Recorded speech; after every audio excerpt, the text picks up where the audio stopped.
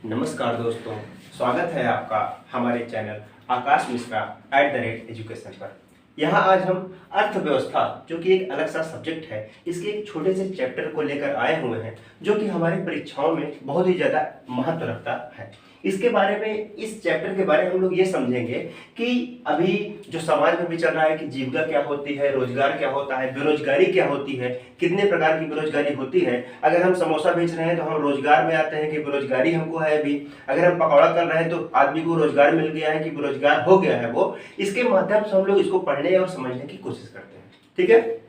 और जो अर्थव्यवस्था का टॉपिक होता है वो होता तो बहुत सरल ही होता है, लेकिन गलत तरीके से पढ़ पाने के कारण या अच्छे से समझ न आने के कारण हमको लगता है कि अर्थव्यवस्था या इकोनॉमिक्स बहुत ही कठिन चैप्टर है या बहुत ही कठिन विषय है। तो आइए इस कठिन विषय को, जिसको कहा जाता है, एक सरल माध्यम से और एक छोटे से चैप्टर को समझने और जानने की कोशिश करते हैं। तो आइए देखते हैं कि जीविका क्या होती है, रोजगार क्या होता है और बेरोजगार व्यक्ति कौन कौन से व्यक्ति होते हैं और कौन कौन ऐसे व्यक्ति होते हैं जो रोजगार पाकर भी बेरोजगारी के अंतर्गत आते हैं। तो आइए शुरू करते हैं। सबसे पहले हम आपको बताते हैं कि जीविका क्या होती है और रोजगार क्या होता है।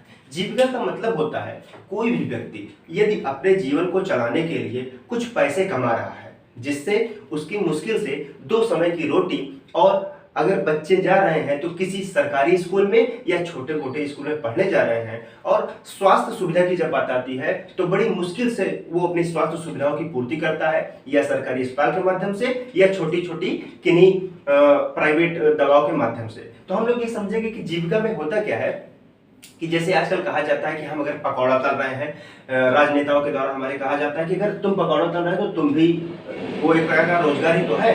तो आपको बताना चाहते हैं कि पकौड़ा तलना और समोसा बेचना, टिकिया काटना, ये सब रोजगार में नहीं आता है। रोजगार का मतलब तब होता है जैसे आपका क्या होता है कि दिन भर में मान लीजिए पकौड़ा किसी की दुकान है, वो दिन भर में 100 पकौड़े बेच रहा है और हर पकौड़े की कीमत 5 रुपए है। तो जब वो दिन भर का पकौड़ा बेच लिया, 100 पकौड़ा बेच लेने के बाद उसको ये पता चलता है कि 300 रुपए तो हमने इसमें लगाया ही था, तेल में, मसाले में, बेसन में, सब मिला के 300 लग गया। 200 रुपए अब उसका दिन भर का बचा हुआ है। 200 रुपए में घर में लेके आएगा, बीबी है, बच्चे हैं, तो उसको चलाने के लिए वो मुश्किल से ही अपनी जीविका को चला पाएगा। 2 टाइम का जो भोजन है उसको ही चला पाएगा, बच्चों को अच्छे स्कूल में नहीं भेज पाएगा। तो उसे हम लोग कहते हैं जीविका, क्योंकि जीने के लिए आदमी कुछ ना कुछ तो करेगा ना। लेकिन रोजगार का मतलब होता है जब आपका भोजन के साथ साथ, स्वास्थ्य सुविधाओं के साथ साथ आपके जीवन स्तर में भी सुधार होने लगता है। जैसे पहले आप कच्चे मकान में रहते हैं, लेकिन जब आप रोजगार पा जाते, जो आदमी जीविका चलाता है वो कच्चे मकान में रहता है, मुश्किल से अगर एक आध कमरा पक्का बन भी गया तो उसमें प्लास्टर नहीं होगा, क्योंकि बहुत दिनों में पैसा इकट्ठा करके तब वो आगे का निर्माण कार्य करता है। लेकिन जो रोजगार प्राप्त कर लेते हैं उनकी सबसे बड़ी खासियत ये होती है कि उनका खाना भी अच्छे से चलता रहता है, उनके बच्चे अच्छे स्कूल में पढ़ने भी जाते हैं, और स्वास्थ्य सुविधाओं की जरूरत पड़ती है तो सरकारी अस्पताल हो या प्राइवेट अस्पताल हो, वो पैसों की कमी के कारण कभी भी उनकी स्वास्थ्य आपूर्ति में कमी नहीं आ पाती है। तो उन्हें कहते हैं रोजगार। अर्थात जब आप केवल अपने जीवन को घसीटते रहते हैं, उसको ढोते रहते हैं, तो उसे कहते हैं जीविका चलाना। मुश्किल से आप अपनी जीविका चला पाते हैं, 2 टाइम का भोजन कर पाते हैं, तो उसे जीविका कहते हैं। लेकिन जब आप एक पक्के मकान में रह रहे हैं, बढ़िया से मकान में रह रहे हैं, और आपके बच्चे लोगों को अच्छी सब सुविधाएं मिल रहे हैं, लेकिन ये होता कैसे है? अब पकौड़ा तलना भी जीविका से बढ़ के रोजगार में आ सकता है। जैसे आपका दिन भर में 100 पकौड़ा बिक रहा है, ठीक है, तब तो 200 रुपए आप कमाए। लेकिन वही आपका बड़ा होटल हो गया, अगर वहां पर क्या हुआ कि आपका दिन भर में 1000, 1500 अगर पकौड़ा बिक रहा है, तो उस पकौड़े से क्या होगा कि आपके जीवन स्तर में सुधार आएगा। 2 लोगों को आप रोजगार भी देंगे, उनको काम भी करवाएंगे, और उसके बाद आपका जीवन भी स्तर भी अच्छे से चलेगा। तो ये तो हो गया रोजगार और जीविका की बात। फिर हम लोग समझते हैं कि बेरोजगारी क्या होती है। देखिए, बेरोजगारी 6 प्रकार की होती है मुख्य रूप से अर्थव्यवस्था में।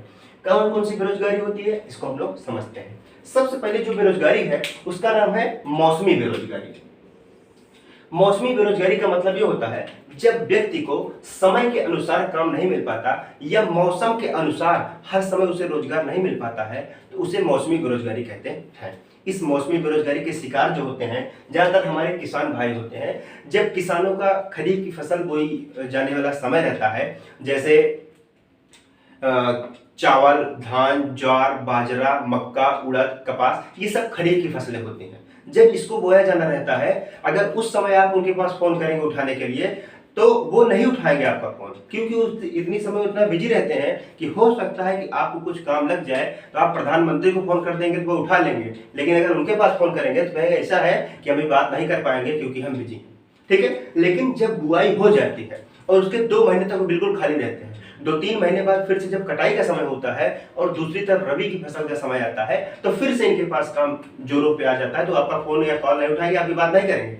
लेकिन जैसे ही बुआई फुर्सत हो जाते हैं फिर आपके पास आएंगे, कब भैया बोले थे कुछ काम हो है क्या, तो तब आप कहोगे कि नहीं भैया काम खत्म हो गया, हमारे पास कोई काम जरूरत नहीं है। ठीक है, तो ये होता है नवंबर दिसंबर में खरीफ की फसल रबी की फसल बोई जाती है, फिर इधर मार्च अप्रैल में फिर से उसकी मार्च में उसको काटा जाता है, मार्च में फिर से जायद की फसल बोई जाती है। रबी की फसल के अंतर्गत आते हैं गेहूं, सरसों, चना, मटर, जौ, ये सब आते हैं। और जायद की जो फसल होती है उसमें जो जल से भरे हुए फल होते हैं, जैसे खरबूजा, तरबूज, हिरमंजी, खीरा, ककड़ी, ये सब आते हैं जायद के अंतर्गत। ठीक है, तो ये सब जो है मौसमी बेरोजगारी है। इसके बाद आते हैं हमारे पंडित जी जो लोग हैं, जिनको शादी विवाह करवाना होता है। शादी विवाह के समय में जैसे लगन का समय चल रहा है तो इतना बिजी रहते हैं कि अब आप अगर उनके पास फोन करेंगे या उनके पास जाएंगे, कहेंगे पंडित जी प्रणाम, हमको घर में पूजा कराना है, तो तुमको डांट देंगे उस समय। अगर तुमको पूजा ही करवाना है घर में तो लगन के बाद करवाना, क्योंकि अभी लगन में इतनी बिजी है कि रात में शादी विवाह करवाते हैं तो दिन में सोएंगे ना। अगर फिर भी आपको पूजा करवाना ही है तो शाम के समय में रखो। कहने का मतलब ये है कि जब पंडित जी के पास उस समय जाएंगे लगन में आप, तो आपको उनके अनुसार पूजा अपना रखना पड़ेगा। और अन्य समय में जिस समय आप कहेंगे कि 10 बजे पहुंचना है तो 9:45 बजे आप पास पहुंच जाएंगे, और उससे पहले आपको बताया रहेंगे कि तुम 9:30 बजे नहा धोकर बैठे रहना। ठीक है, ये बात होती है। अब उसके बाद आती है जैसे दिवाली का समय हो गया और बाकी अन्य समय में, लगन का समय जैसे नहीं है, फिर आप पूजा करवाएंगे तो जितने बजे कहेंगे तो 2 घंटे पहले भी पहुंच सकते हैं, ऐसी बात नहीं है। अलग अलग प्रकार के पंडित जी भी लोग होते हैं जो एकदम टाइम पे पहुंचते हैं और बहुत लोग 2 घंटे पहले पहुंच जाएंगे, चलो कम से कम हवा पानी मिलेगा उधर, समझ रहे नहीं, इस प्रकार की बात होती है। अब अगली बात आती है इसी मौसमी बेरोजगारी को जो शिकार होते हैं, जैसे डीजे वाले होते हैं। लगन का मौसम है तो इनको क्या होता है कि जब लगन का मौसम होता है तो 15,000 20,000 के नीचे बिल्कुल आपसे बात ही नहीं करेंगे। कहेंगे 20,000 दे ब्या, 20,000 दोगे तभी हम चल के बजाएंगे। आप कहोगे अच्छा 18,000 ले लो, 17,000 ले लो, कहें ऐसा भैया वो बगल वाला आदमी है उसके यहाँ भी डीजे है वहाँ चले जाओ, तो मतलब आपको उस समय भाव ही नहीं देंगे। लेकिन वही जब लगन के समय से थोड़ा हट के आप अपने घर में पूजा भी करवा लीजिए। मान लीजिए आपके बच्चे का बर्थडे आ गया, बच्चे के बर्थडे में आपका मन हो गया कि हम डीजे बजाएंगे, तब आप उनके पास फोन करेंगे। उसके बाद समझ लीजिए कि अगर आपने पूजा करवाया है या निशान करवाया है तो डीजे वाले के ऊपर आपने एहसान कर दिया, क्योंकि आप उनको 2-3 हज़ार भी दे देंगे तो दिन भर आके ढमाढम डीजे बजता रहेगा, उनको बिल्कुल टेंशन ही नहीं होगी। क्यों? क्योंकि उस समय उनके पास कोई भी काम नहीं था और आपने उनको अपने यहाँ पूजा कर लिया या निशान चढ़वा लिया, इसका मतलब है कि आपने उनको कुछ ना कुछ रोजगार दे दिया। अब इसके बाद आते हैं हमारे पेंटर लोग जो होते हैं। दिवाली के मौसम में जब दिवाली का मौसम आता है तो हर व्यक्ति चाहता है कि घर की साफ सफाई करे। गंधैले से गंधैले जो लोग होते हैं वो भी दिवाली अपना घर एक बार साफ करने की कोशिश करते हैं, चाहे साल भर नहीं साफ कर रहे हैं, तो उनकी हार्दिक इच्छा भी होती है बहुत लोगों की कि घर पेंट हो जाए। उस समय हमारे गांव पे जो एक पेंटर है जिनका नाम है बंसी पेंटर, आप उनको फोन करोगे तो कतई फोन उठोगे नहीं करेंगे। आप अगर जाओगे उनके पास तो आपको एक प्यारी सलाह भी देंगे कि भैया ऐसा करिए, अभी थोड़ा सा बिजी ज़्यादा है, आप ऐसा करिए दिवाली के बाद पेंट करवा लीजिए। तब आपका एकदम सीना जल जाएगा कि भैया हम ये सोच रहे हैं कि दिवाली से पहले हमारा घर पेंट हो जाए, क्योंकि आप तो सपना ये देखे हुए हैं कि फिर लाइट वाइट लगाएंगे और मोमबत्ती जलाएंगे, फिर फोटो भी तो खींचना होता है, तो लोग सोचेंगे इनका घर तो पेंटर नहीं है।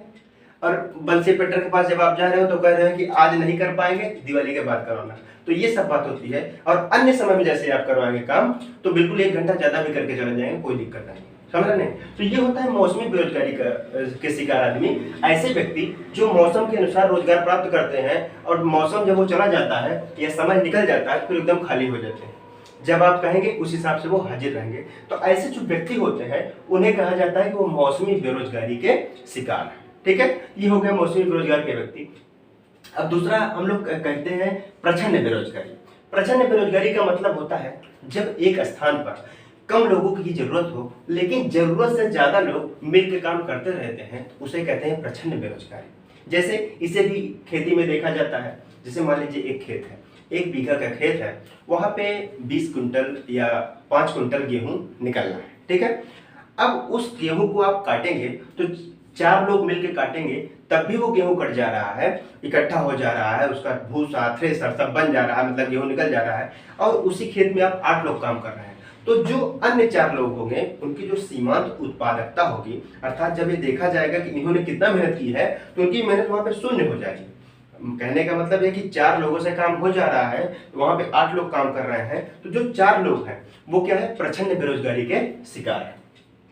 जैसे हमारे गांव में शादी विवाह होता है तो क्या होती है, महिलाएं लोग प्याज काटने के लिए बैठती हैं या आलू काटने के लिए बैठती हैं, तो 5 लोगों का काम है, तो 5 लोगों को अपने पास जबरदस्ती बुला लेंगी, या तो 5 लोग आके जबरदस्ती उनके पास बैठेंगी, बात बात होती रहती है।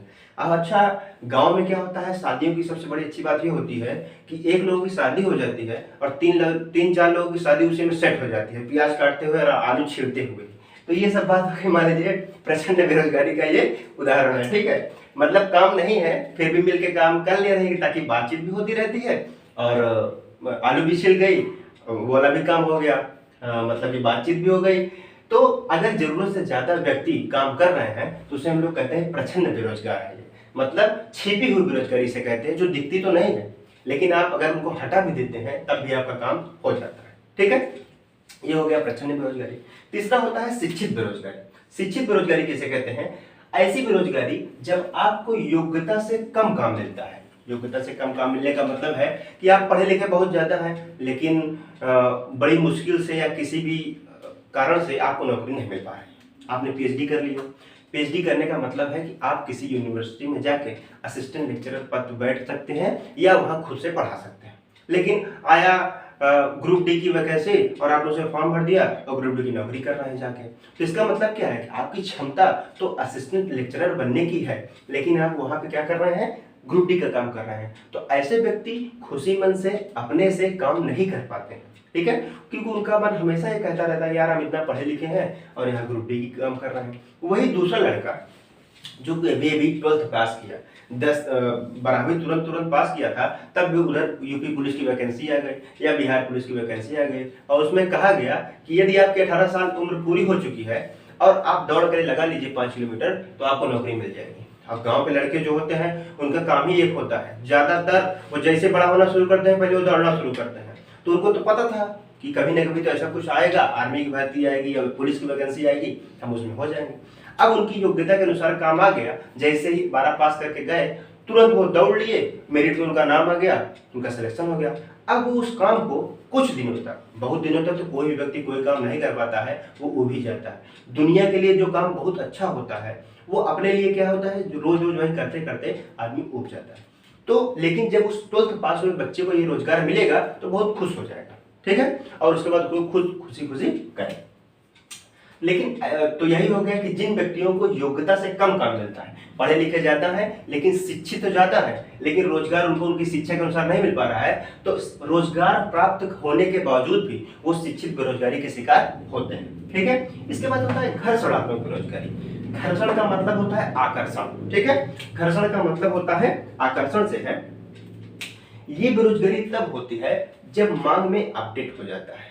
मांग में अपडेट का मतलब ये होता है कि कोई पुरानी चीजें थी उसमें अपडेट आ गया, इसके बाद क्या हुआ कि कुछ व्यक्ति ऐसे होते हैं जो उस काम में लगे हुए होते हैं, या जब व्यक्ति एक नौकरी छोड़ करके दूसरे नौकरी के बीच में जाता है तो एक नौकरी से दूसरे नौकरी के बीच में जाने में जो वक्त लगता है उस समय वो जो बेरोजगार रहता है उसे घर्षणात्मक बेरोजगारी कहते हैं। मांग में अपडेट का मतलब ये होता है कि जैसे पहले कीपैड मोबाइल हुआ करता था, कीपैड मोबाइल में जब कुछ खराबी आती थी उसको बनाने के लिए आप एक दुकानदार के पास लेके जाते थे। ठीक है, दुकानदार का दुकान का नाम हमेशा इसी तरह हो रहता है कि टूटे हुए मोबाइल का अस्पताल या मोबाइल की दुकान, ऐसा कुछ लिखा रहता है। तो वहां आप लेके गए तो उनसे आपने बनवा लिया कीपैड अपना मोबाइल। लेकिन जब उसमें अपडेट आ गया, कीपैड मोबाइल धीरे धीरे खत्म हो गई, कम लोग लेना शुरू कर दिए, एंड्रॉयड फोन आ गया, आपने भी एंड्रॉयड फोन खरीद लिया। अब किसी रीजन से उसमें कुछ खराबी है गई, जो बटन है ऑन ऑफ वाले काम ही नहीं कर रही है। अब कीपैड जो बनाता है आदमी, उसके पास आप जाएंगे वो नहीं बना पाएगा। अर्थात जब कीपैड खरीदना लोग बंद कर देंगे तो वो जो आदमी होगा तो मोबाइल खराब होना बंद हो जाएगी, तो जब खराब होना बंद हो जाएगा तो कोई उसके पास लेके नहीं जाएगा। अब वह व्यक्ति घर्षणात्मक बेरोजगारी का शिकार हो गया। ठीक है, मतलब मांग में अपडेट आ गया। पहले कीपैड चलाते थे, अब उसके बाद हम लोगों ने एंड्रॉयड फोन चलाना शुरू किया, तो अब इसे क्या करना पड़ेगा। जो घर्षणात्मक बेरोजगारी होती है, इसकी सबसे बड़ी पहचान है, ये ज्यादा दिन तक नहीं रहती, 2-3-4 महीने तक रहती है। कैसे 2-3-4 महीने तक रहती है? अब जो व्यक्ति कीपैड का मोबाइल बनाता था, जब वो देखा कि एंड्रॉयड का फोन आ गया है, तो अपने काम को छोड़ेगा, दिल्ली, मुंबई या बेंगलोर किसी बाहरी जगह पे जाएगा। अब वो एंड्रॉयड के बारे में ट्रेनिंग लेगा, सीख करके फिर से लौट के आएगा, अपनी दुकान खोल लेगा और फिर से वो रोजगार प्राप्त कर लेगा। लेकिन वही बात हो गई कि जब व्यक्ति घर्षण के कारण, अर्थात आकर्षण में आकर के या मांग में अपडेट होने के कारण जब बेरोजगारी में आ जाता है, तो ऐसे बेरोजगार व्यक्तियों को घर्षणात्मक बेरोजगारी कहा जाता है। ये हो गया घर्षणात्मक बेरोजगारी। अब अगली जो बेरोजगारी है उसका नाम है संरचनात्मक बेरोजगारी। संरचनात्मक बेरोजगारी का मतलब होता है, इसका एक और नाम होता है, इसे कहते हैं ढांचागत बेरोजगारी। ढांचागत बेरोजगारी का मतलब होता है मांग में जब परिवर्तन हो जाता है, वो तब व्यक्ति ढांचागत बेरोजगारी का शिकार हो जाता है।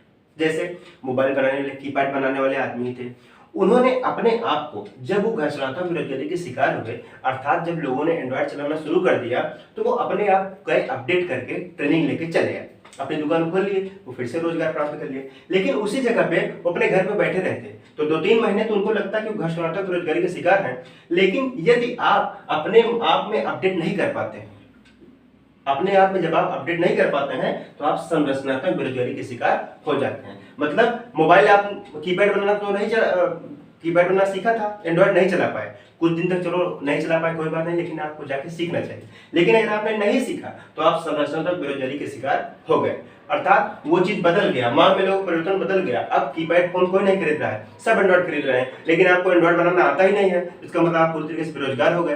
तो ऐसी जो बेरोजगारी होती है उसे कहते हैं संरचनात्मक बेरोजगारी। ठीक है, अब संरचनात्मक बेरोजगारी हो गई। अब इसके बाद देखते हैं चक्री बेरोजगारी। चक्री बेरोजगारी का मतलब होता है चक्र से संबंधित है या गोला से संबंधित है। कहने का मतलब ये है, ये हो गया चक्र, ये कोई व्यक्ति यहाँ पे है और इसी से जुड़ा हुआ ये व्यक्ति है, ये व्यक्ति है, ये व्यक्ति है, ये व्यक्ति है, ये व्यक्ति। जब चक्री बेरोजगारी का मतलब होता है मांग में समाप्ति, कोई व्यक्ति, कोई चीज जो बिक रही थी, जो मांग की समाप्ति का मतलब होता है पब्लिक उस चीज को मांगना ही बंद कर दे, यानी वो चीज खरीदना ही व्यक्ति बंद कर दे, तो उस चीज से जुड़े हुए जितने भी व्यक्ति रहेंगे वो सब चक्री बेरोजगारी के शिकार हो जाएंगे। चक्री बेरोजगारी कैसे? देखिए, जैसे सुब्रत राय की सहारा कंपनी जो थी, उसमें जितने भी जुड़े हुए लोग थे, सब क्या हो गया, जब वो बंद हो गई तो चपरासी लिस्ट से लेकर डायरेक्टर तक, यानी डायरेक्टर से लेकर इधर चपरासी तक हर व्यक्ति बेरोजगार हो गए। क्योंकि जब कंपनी बंद हो गई तो फैक्ट्री के साथ साथ, कंपनी के साथ साथ हर व्यक्ति बेरोजगार हो गया। ठीक है, तो ऐसी जो बेरोजगारी होती है उसे चक्री बेरोजगारी कहते हैं। चक्री बेरोजगारी का मतलब होता है कि शुरू से लेकर अंत तक हर व्यक्ति बेरोजगार हो जाता है, क्योंकि वो चीज एकदम समाप्त हो जाती है, जो सहारा कंपनी है वो रही नहीं है। ठीक है, इसके बाद एक यहाँ पे कंपनी थी जिसका नाम था फोर्ड कंपनी, जो कार कंपनी बनाती थी। उसकी भारत में 2 महत्वपूर्ण कारें हैं और जो प्रसिद्ध कारें हैं, उसका नाम है, एक का नाम है इको स्पोर्ट और दूसरे का नाम है इंडिवर। ये दोनों गाड़ी फोर्ड कंपनी बनाया करती थी, फोर्ड कंपनी बनाती थी ये दोनों गाड़ियां। तो कंपनी तो भारत से चली गई, लेकिन कार अभी भी यहाँ पे मौजूद है, आपको देखने को मिलेगी। लेकिन जब कंपनी चली गई तो वहां से जो उसके डायरेक्टर थे या डायरेक्टर से लेकर जितने भी कर्मचारी थे और चपरासी तक, सब व्यक्ति किस बेरोजगारी के शिकार हो गए? तो उसे कहते हैं चक्री बेरोजगारी। ठीक है, तो हम लोगों ने 6 प्रकार की बेरोजगारी को समझा, जीविका को समझा, रोजगार को समझा। हम लोग एक बार फिर से रिवीजन करते हैं इसका। तो सबसे पहले जीविका और रोजगार को देख लीजिए। अगर कोई व्यक्ति अपना केवल जीवन मुश्किल से चला पा रहा है, 2 समय की रोटी, 2 जून की रोटी उसे मिल पा रही है, लेकिन जीवन स्तर में अच्छा सुधार नहीं है, अच्छा कपड़ा नहीं पहन पा रहा है, अच्छी शिक्षा अपने बच्चों को नहीं दे पा रहा है, तो वो जीविका, अर्थात वो अपनी केवल जीविका चला रहा है, वो रोजगार नहीं प्राप्त कर पा रहा है। लेकिन जीविका चलाने के साथ साथ यदि उसका घर भी अच्छा बना हुआ है, वो अच्छे रहन सहन से रहता है, अच्छा खाता पीता है, बच्चों को अच्छी सुविधा देता है, पढ़ाई लिखाई संबंधित, और स्वास्थ्य बिगड़ जाता है तो उसके लिए भी काम करता है, तो ऐसे व्यक्ति को कहते हैं रोजगार प्राप्त हुए व्यक्ति। अब बेरोजगारी 6 प्रकार की होती है। मौसमी बेरोजगारी, जब समय के अनुसार काम न मिल पाना, अर्थात जो व्यक्ति साल के 12 महीने काम नहीं करता है, वो मौसमी बेरोजगारी का शिकार रहता है। प्रचंड बेरोजगारी का मतलब होता है जब जरूरत से ज्यादा व्यक्ति काम करते हैं, जहां पे 4 लोगों का काम है वहां पे 8 लोग काम करते हैं, तो उसे मौसमी बेरोजगारी, उसे प्रचंड बेरोजगारी कहते हैं। फिर होता है शिक्षित बेरोजगारी, जब आदमी को योग्यता से कम काम मिलता है तो उसे कहते हैं वह शिक्षित बेरोजगार है, ठीक है, यानी पढ़ा लिखा जिसको बेरोजगार कहते हैं, ठीक है। उसके बाद घर सुनाता बेरोजगारी का मतलब होता है जब मांग में अपडेट आ जाता है, ठीक है। कोई व्यक्ति पहले कुछ चीज छोटी रहती है, कीपैड की मोबाइल है, अब उसके बाद टच स्क्रीन फोन आ गया, तो उस व्यक्ति के लिए उस बीच में जो आदमी बेरोजगार रहता है उसे घर संरचनात्मक बेरोजगारी कहते हैं। संरचनात्मक बेरोजगारी का मतलब होता है कि मांग में परिवर्तन हो गया लेकिन आप अपने आप को अपडेट नहीं कर पाए, तो क्या हो जाएगा, संरचनात्मक बेरोजगारी। जैसे पहले व्हाइट बोर्ड में पढ़ाया जाता था, आज पहले ब्लैक बोर्ड में पढ़ाया जाता था, आज व्हाइट बोर्ड में पढ़ाया जा रहा है, लेकिन ज्यादातर लोग अब क्या कर रहे हैं, पैनल का यूज कर रहे हैं, डिजिटल बोर्ड का यूज कर रहे हैं। लेकिन धीरे धीरे जो व्यक्ति डिजिटल बोर्ड का यूज नहीं कर पाएगा, व्हाइट बोर्ड नहीं पढ़ाएगा, तो उस संरचनात्मक बेरोजगारी का शिकार हो जाएगा, क्योंकि लोग उसको पूछना ही बंद कर देंगे धीरे धीरे। फिर उसके बाद क्या आता है, ये होता है चक्रीय बेरोजगारी। जब एक पूरे समूह का ही शुरू से लेकर अंत तक जितने व्यक्ति एक कंपनी में जुड़े हों सब समाप्ति हो जाती है, तो उसे हम लोग कहते हैं चक्रीय बेरोजगारी, ठीक है दोस्तों। तो इसको थोड़ा सा जानने और समझने की कोशिश करेंगे। धन्यवाद।